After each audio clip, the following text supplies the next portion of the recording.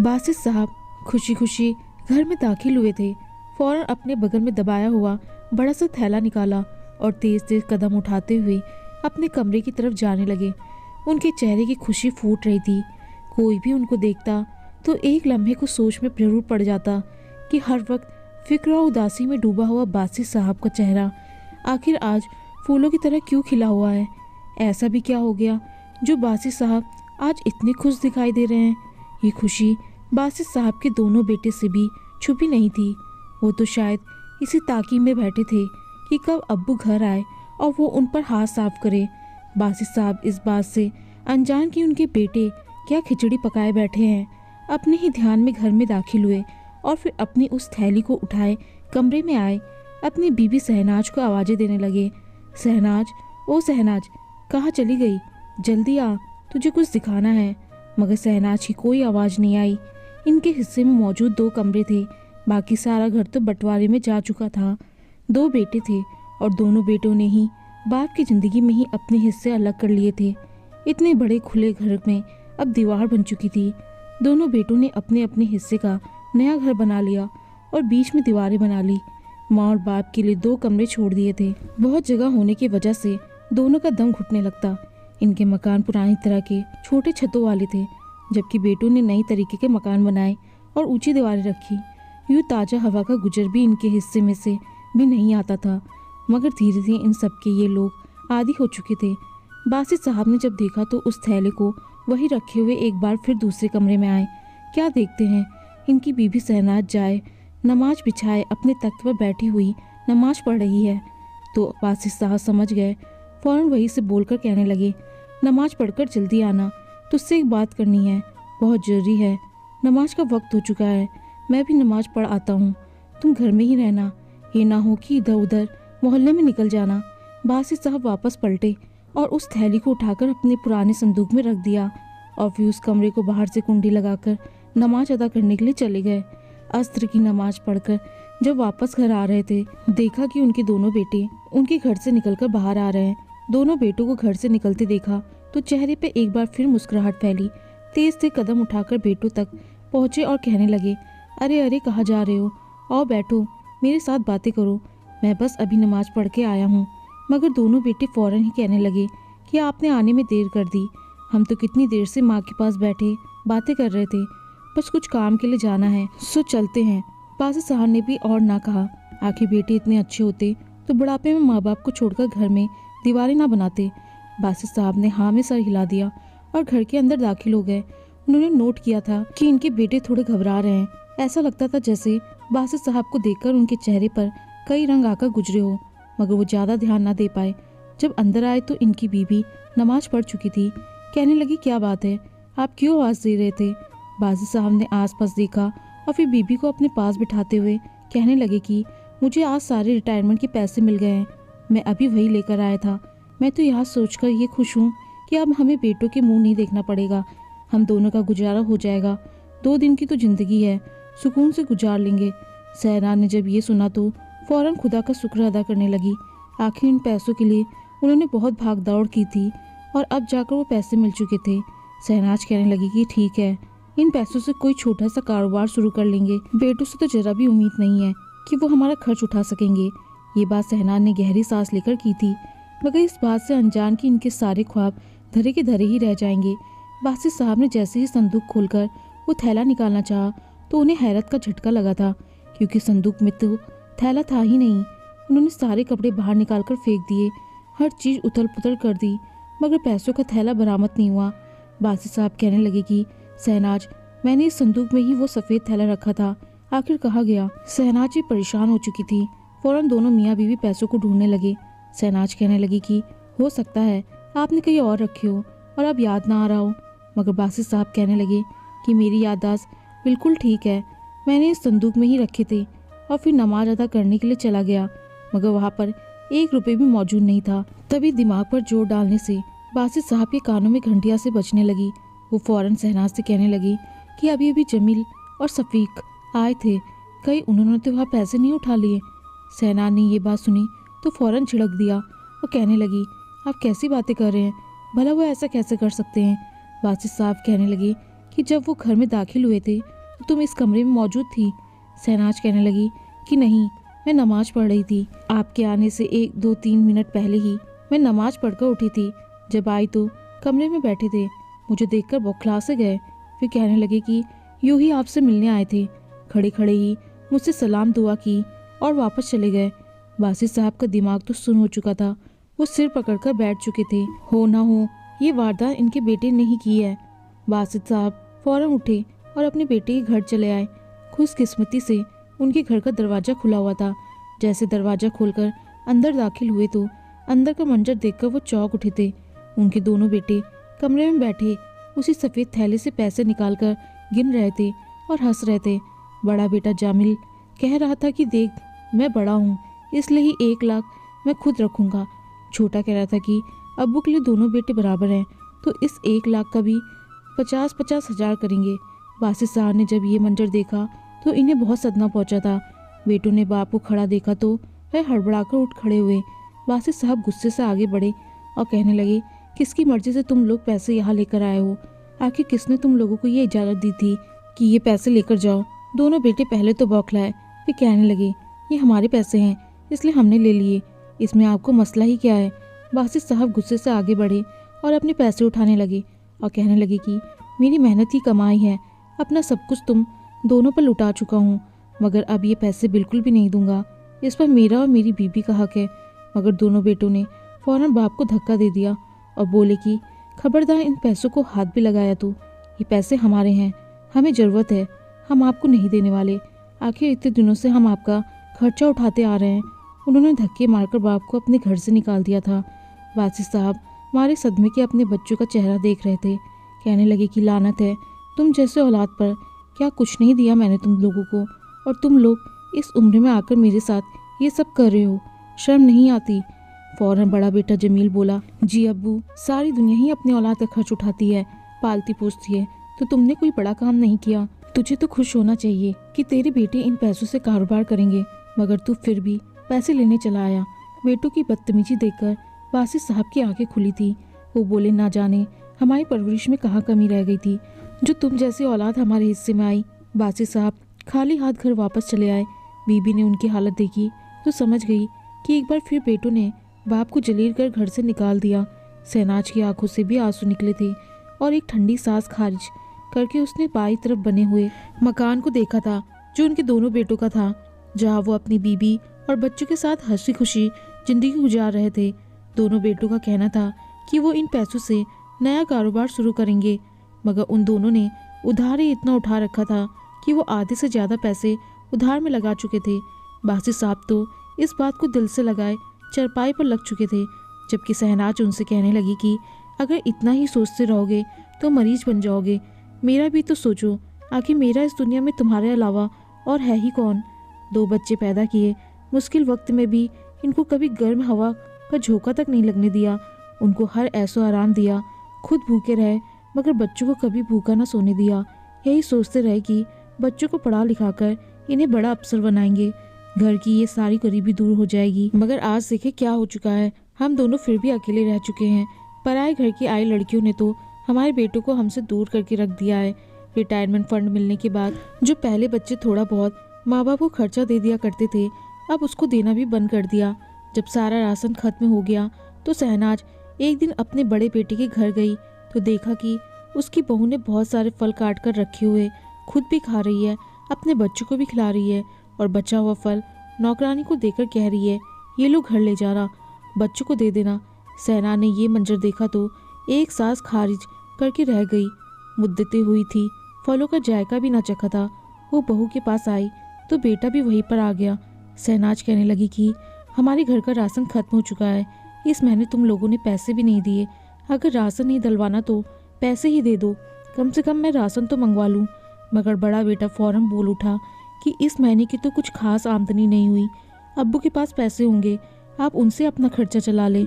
मगर शहनाज कहने लगी कि इनकी पेंशन में अभी कुछ वक्त लग रहा है, तुम लोग तो इतना कमाते हो, क्या हमें राशन भी नहीं ला कर दे सकते? तो बड़ा बेटा फौरन उखड़कर कहने लगा, अम्मी एक बार कह दिया ना, मेरे पास पैसे नहीं है तो नहीं है, मैं अपने बाल बच्चों और बीबी के खर्च पूरे करूं कि आप लोगों का भी खर्च उठाता फिरूं। शहनाज की अच्छी खासी बेइज्जती हो चुकी थी। वह आंखों से आंसू साफ करते हुए घर चली आई। घर आकर जब ये बात बासित साहब को बताई तो बासित साहब सांस खारिज करके रह गए। फिर वो बीबी से कहने लगे, क्यों ना इस मोहल्ले में छोटी सी दुकान खोल ली जाए, रोजमर्रा की जरूरत की चीजें रखेंगे, अच्छी खासी कमाई हो जाया करेगी। 2 वक्त के खाने के पैसे बन गए तो वो भी मुझ बूढ़े और बूढ़ी के लिए बहुत है। शहनाज खुद सोच में पड़ गई और फिर कहने लगी कि पैसों की फिक्र मत करे, मेरी ये बालियां हैं और एक लॉकेट पड़ा है, आप वो बेचकर दुकान शुरू करे। बासित साहब ने ये सुना तो कहने लगे कि नहीं, मैं कर्जा ले लूंगा, तुम्हारी वो सोने की बालियां और लॉकेट हरगिज नहीं बेचूंगा। शहनाज ने लाकर बासित साहब के हाथ पर बालियां और सोने का लॉकेट रख दिया और कहने लगी कि मैं तो अब बूढ़ी हो चुकी हूँ, बेटे बहू अपने घर वाले हैं, मुझे इन सब की क्या जरूरत है। बासित साहब पहले तो मना करते रहे, मगर फिर अपनी बीबी की बात मानकर वो चीज़ें बेचकर अपने मोहल्ले में एक दुकान खोल ली और उस पर चीज़ें बेचने लगे। मोहल्ले में बासित साहब की बड़ी ही इज्जत थी, सब उनकी बहुत इज्जत करते थे। जब खबर मिली कि बासित साहब ने मोहल्ले में दुकान खोली है तो वो इनसे ही मानकर वो चीज़ें बेचकर अपने मोहल्ले में एक दुकान संभाल लेने लगे। इस तरह इनकी आमदनी भी अच्छी होने लगी और वो अपनी बीबी के साथ अच्छा गुजर बसर करने लगे। इनकी बीबी भी बहुत खुश थी।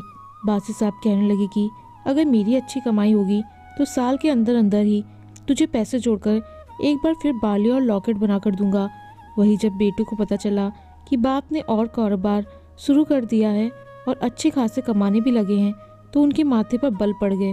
वो अपने बाप से जलने लगे थे। लालची और काहिल तो थे ही, आज तक कोई काम न कर सके थे। जो भी कारोबार बाप ने लगाया 2-3 महीने बाद छोड़ देते और यूँ अभी तक बाप के पैसों पर ही ऐश करते आ रहे थे। जब उनकी शादी की उम्र हुई थी तो दोनों भाइयों ने बासित साहब से कहा था कि हमें अलग अलग घर बना कर दे, हम इस घर में नहीं रहेंगे। बासित साहब ने जो जमा पूंजी कर रखी थी उससे दोनों बेटों के लिए अलग अलग घर बनाए, उनकी शादियां करवा दी। मगर शादी के बाद दोनों बेटे बिल्कुल ही अपनी बीवियों के होकर रह गए। उन्होंने अपना अलग अलग हिस्सों में बसेरा कर लिया और माँ बाप को बिल्कुल बेगाना कर लिया, यहाँ तक कि बीच में दीवार बना ली। और अब जब रिटायरमेंट के पैसे भी खत्म हो गए और घर में राशन भी खत्म होने लगा तो दोनों बेटे मुंह उठाए बाप की दुकान पर चले आए। बासित साहब ने बेटों को दुकान पर देखा तो चेहरे पर एक खुशी और चमक आ गई कि हो सकता है कि बेटे बाप की कमाई देखने कुछ मीठे बोल बोलने आए हो, मगर ऐसा कुछ नहीं हुआ। बेटे आए, उन्होंने घर का सौदा लिया और बगैर पैसे दिए वहाँ से चलने लगे। कहने लगे कि अगली बार जब सौदा लेकर जाएंगे तो एक साथ ही पैसे दे देंगे। ये तो फिर उनका हर हफ्ते का काम बन गया। वो लोग आते और दुकान से सौदा ले जाते, मगर पैसे के नाम पर एक फूटी कौड़ी भी देकर ना जाते। बासित साहब पहले तो खामोश रहे, मगर जब तीसरी बार बेटे दुकान से सौदा सब लेने आए तो सौदा देने से पहले बासित साहब कहने लगे, मुझे पहले पैसे दो, 2 बार के पैसे भी तुम लोगों ने नहीं दिए। मुझे दुकान का सामान लाना है, सामान खत्म होता जा रहा है, तुम लोग पैसे दोगे तो मैं आज नया सौदा लेकर आऊँगा। इस वक्त वहाँ पर मोहल्ले के 2-3 और लोग भी मौजूद थे। बासित के दोनों बेटे कहने लगे कि चाचा जी, आपने देख लिया, बाप ऐसे होते हैं। सही है, हमारे बाप ने दुकान खोल ली, मगर देखो तो सही, अपने ही बेटों से सौदे के पैसे मांग रहे हैं। क्या आप भी अपने बेटे के साथ ऐसा करते हैं? वो शख्स कहने लगा कि नहीं नहीं, हमारे घर में तो ऐसा कुछ भी नहीं होता, हमने कभी बेटों से पैसे नहीं लिए हैं, बल्कि घर का पूरा खर्च मिलजुल कर उठाते हैं। बासित साहब ने ये सुना तो एक गहरी सांस खारिज करके उठे कि मेरे बेटे ने मुझसे सभी रिश्ते नाते तोड़ दिए हैं। शादी के बाद ही अपनी हांडी रोटी अलग रखी है। अगर ये मुफ्त में सौदा लेकर जाना चाहते हैं तो फिर इन्हें पैसे भी देने चाहिए, जिससे कि मेरी दुकान आगे बढ़ सके। मगर दोनों बेटे मुफ्त में ही सामान लेकर वहाँ से जा चुके थे। कुछ दिन गुजरे, दोनों ने एक नया काम अपना लिया। जैसे ही नमाज का वक्त होता, बासित साहब नमाज अदा करने के लिए दुकान से जाते तो सामने ही दूध वाले को कह जाते कि मेरी दुकान का ध्यान रखना, मैं जल्दी से नमाज पढ़ कर आता हूँ। उनके जाते ही कभी बड़ा तो कभी छोटा बेटा दुकान में आ जाता। दूध वाला ने देखता तो इत्मीनान में हो जाता कि इनका बेटा रखवाली के लिए आ गया है, मगर उन्हें कहाँ खबर थी कि इनके बेटे तो बाप के ही दुश्मन बन बैठे हैं, बाप को कंगाल करना चाहते हैं। वो दुकान में मौजूद गल्ले से कुछ कुछ पैसे निकाल कर ले जाते। एक बार ऐसा हुआ, फिर 2 बार हुआ तो बासित साहब को पैसे कम लगने लगे, मगर धीरे धीरे तो सारे पैसे ही गायब होने लगे। बासित साहब को दूध वाले पर शक हुआ कि वही पैसे निकालता होगा, एक बार तो वो दूध वाले से लड़ भी पड़े, मगर वो कहने लगा कि तुम्हारे जाने के बाद तुम्हारे बेटे यहाँ आते हैं और मैं मुतमईन होकर अंदर आ जाता हूँ। इसके बाद क्या होता है मुझे क्या पता। बासित साहब जान चुके थे कि ये सब एक बार फिर इनके बेटे ही कर रहे हैं। वो दुकान तो बिल्कुल खाली होकर रह चुकी थी।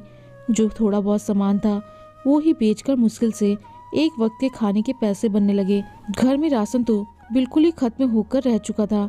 शहनाज अलग परेशान थी। एक दो बार बेटों के पास भी गई और जाकर कहा कुछ पैसे दे दो ताकि दुकान का सामान लाया जा सके, मगर बेटे कहने लगे कि हम कहाँ से पैसे दें, क्या हमसे पूछकर अब्बा ने दुकान खोली थी? हमारे पास तो 1 रुपया भी नहीं है। शहनाज ने कितनी बार बेटों से कहा कि तुम लोग छुपकर हमारी दुकान से पैसे चुराते रहे हो, जो सौदा और पैसे लेकर गए हो वो ही लौटा दो, मगर दोनों बेटे हरगिज न माने। उल्टा माँ बाप को गाली गलौज करने लगे और धक्के देकर घर से निकाल दिया। दुकान बिल्कुल खाली हो चुकी थी। जो थोड़ा बहुत सामान था वो बेचकर इन पैसों से उन्होंने अपने लिए कुछ खाना खरीदा। अब तो यह नौबत आ चुकी थी कि दुकान में 1 रुपए की चीज भी नहीं बची थी। अगले ही दिन बासित साहब ने अपनी दुकान को बंद कर दिया। लोग सुबह सुबह उनके पास सौदा लेने के लिए आए तो दुकान को बंद देखा। उनके बेटों ने भी माँ बाप का ही मजाक उड़ाया कि अच्छा हुआ अब अब्बू की दुकान बंद हो गई, वरना बड़े इतराते फिर रहे थे मैं कमाई कर रहा हूँ और बेटे कामचोर है। उन्होंने तो 1 हफ्ते तक अपने माँ बाप के घर की तरफ मुंह भी ना किया था, जो पता चल सके कि आखिर माँ बाप हैं कहाँ। जब 1 डेढ़ हफ्ते तक दुकान बंद रही तो लोग आकर जमील और सफीक से कहने लगे कि हमें ये दुकान किराए पर चाहिए, हम इसका किराया देंगे। वो दोनों थे ही लालची, फौरन मान गए। घर आकर जब बाप से दुकान की चाबी लेना चाही तो घर खाली पड़ा था। घर में माँ बाप मौजूद ना थे। जमील कहने लगा कि फिक्र करने की जरूरत नहीं है, हम दुकान का ताला तोड़कर नया ताला लगा देंगे। वो लोग दुकान पर चले आए। दुकान पर आकर जैसे ही दरवाजा खोलना चाहा तो दरवाजा अंदर से बंद था। इतनी हैरत हुई थी कि आखिर ये दरवाजा अंदर से कैसे बंद हो सकता है। जब लोगों ने मिलकर उस दरवाजे को खोला तो अंदर का मंजर देखकर इनके पैरों के नीचे से जमीन निकल चुकी थी। बासित साहब और उनकी बीबी शहनाज वही दुकान पर जमीन पर पड़े थे। बच्चे उनके पास आए और देखने लगे। मोहल्ले वालों ने जब ये देखा तो हाथ लगाने से मना कर दिया और पुलिस को इत्तला दे दी। पुलिस आई तो तब दोनों को उठाकर अस्पताल ले जाया गया, जहां इस बात की तस्दीक कर दी गई कि 3 दिन पहले ही इन दोनों की मौत हो चुकी है और दोनों की मौत ही भूखे रहने की वजह से हुई है। बासित साहब को तो हार्ट फेल हुआ था, जबकि शहनाज की तो दिमाग की नस फटी थी। बच्चों ने जब ये देखा तो एक पल को काँप कर रह गए थे। उनके माँ बाप 3 दिन से मरे हुए थे। मोहल्ले वाले इकट्ठा हो चुके थे। हर कोई बेटों से सवाल कर रहा था कि तुम लोग इतने अनजान कैसे रहे? तुम्हारे माँ बाप लावारिसों की तरह दुकान में मरे रहे और तुम लोगों ने देखा भी नहीं। बेटे चुप रहे। आखिर क्या कहते कि उन्होंने अपने माँ बाप से हर रिश्ता ही खत्म कर दिया था। आखिरकार उन्होंने अपने माँ बाप को दफना दिया। लोग कुछ दिन तक तो उनके पास आते रहे, फिर सभी अपनी जिंदगी में मसरूफ हो गए। दुकानदारों ने फिर आकर उस दुकान को किराए पर लेना चाहा। जमील और सफीक ने तो वो दुकान किराए पर दे दी, मगर हैरत की बात तो ये थी कि कोई भी दुकानदार उस दुकान में 1 हफ्ते से ज्यादा टिक ही नहीं सकता था। कहता था कि बड़ी अजीब दुकान है, 1 रुपए की सेल नहीं होती, उल्टा नुकसान उठाना पड़ता है। कुछ तो इस बात से कोई दुकान में ना आता कि ये दुकान मनहूस है। इसमें प्यारे बासित साहब और उनकी बीबी की लाश मिली थी। जमील और सफीक ने उस जमीन को वैसे ही छोड़ दिया और अपने माँ बाप के घर को किराए पर चढ़ा दिया, मगर कोई भी उस मकान में ज़्यादा देर तक ना रह सकता। धीरे धीरे इनके हालात बदलने लगे। जब गुजारा मुश्किल हो गया तो उन्होंने अपने घर का कुछ हिस्सा बेच दिया। अब पैसे भी खत्म होते जा रहे थे तो कर्ज उठाकर कारोबार करने का सोचते रहे, मगर किसी में भी इन्हें कामयाबी नहीं हुई थी। बीबी अलग झगड़ा करती रही और बच्चे अलग बुरी आदत में पड़ चुके थे। वो तो कुछ सालों में पागल होकर रह चुके थे। औलाद को समझाते तो वो इनको गालियां तक देने से परहेज ना करते। जमील और सफीक तो पागल होते जा रहे थे। अब इन्हें एहसास हो रहा था कि इन्होंने अपने माँ बाप के साथ कितना गलत किया। जो कुछ वो अपने बाप के साथ करते आए थे आज इनके साथ वही हो रहा था। दोनों को अजीबोगरीब सी बीमारी लग चुकी थी। हर वक्त ऐसा लगता कि जिसमें सुइयां चुभती रहती हैं। कई डॉक्टरों से चेकअप करवाया था, मगर आराम ना आया था। वो सुइयां इस कदर तेजी से चुभती कि वो दर्द के मारे चिल्लाने लगते और अपने जिस्म को नोचते रहते जगह जगह जख्म हो चुके थे। मोहल्ले वालों का कहना है कि 10 साल बाद ये दोनों भी मर चुके थे। इनकी बीबियां बच्चों को लेकर ना जाने कहाँ चली गई और बासित साहब और शहनाज का घर यूं ही वीरान पड़ा है। दोस्तों, आपको कहानी पसंद आई हो तो लाइक, शेयर और कमेंट जरूर करें और चैनल पर नए आए हैं चैनल को सब्सक्राइब करना ना भूलें। धन्यवाद।